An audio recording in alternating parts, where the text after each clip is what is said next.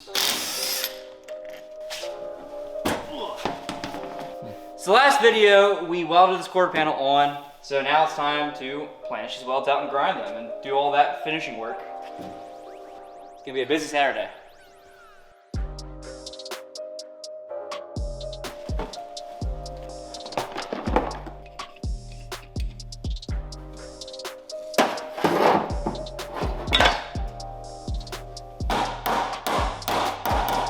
So what I'm doing here is I'm using my Porta Power, which is like a mobile hydraulic, I don't know, press you could call it, I guess. I have a fork on it that spreads like this. So I had that up behind the pillar here, and I'm putting pressure behind the weld in a certain spot. Then I'm massaging the metal on either side to kind of relax it. And hopefully that'll get rid of some of this warp here before I can stretch it.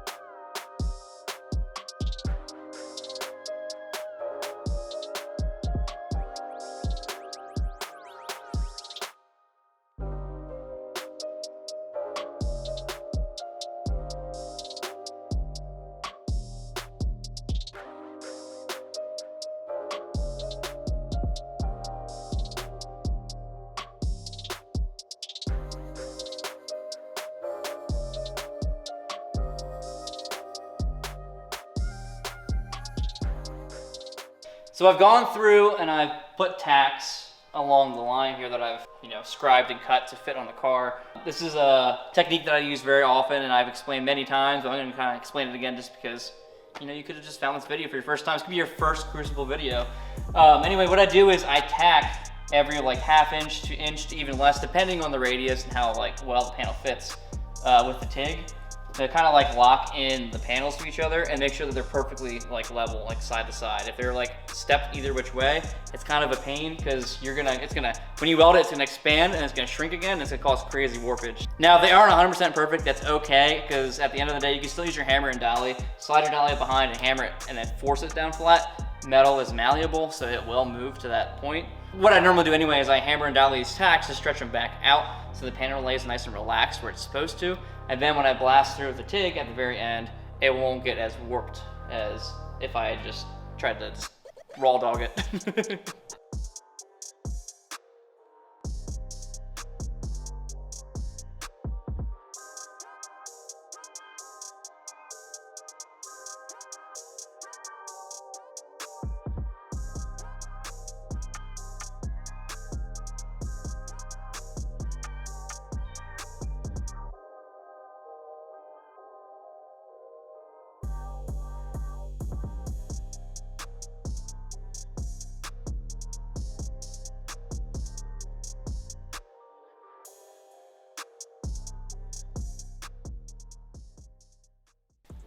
All right, so far we've got the quarter panel welded on, same as the other side, like the other video. I have the top welded and down here welded and through here basically. So yeah, the welding's pretty much done except for the back side of the ducktail here and up in here, which I'm not gonna commit to fully yet until I have everything exactly where I want it to be, because I can literally pick it up and tweak around now. So I wanna make sure I have it tweaked exactly where I want it to be.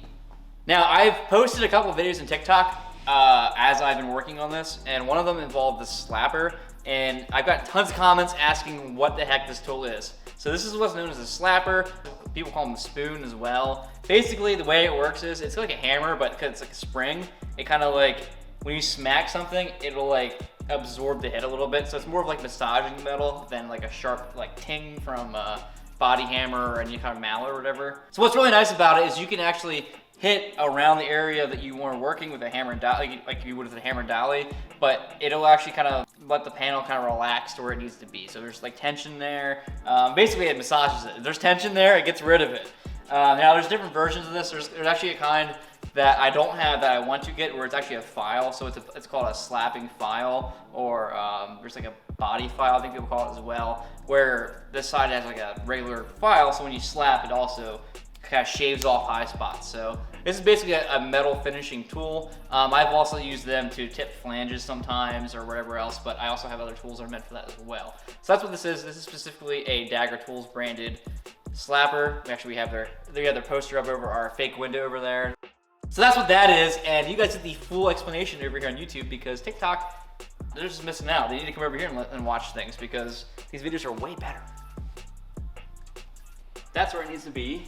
So now, let's see, after I fettle that edge, if the taillight will slide in. And if that's good, then we'll start welding it in. Now I have a little bit more of a gap than I wanted. That's okay. I can make do.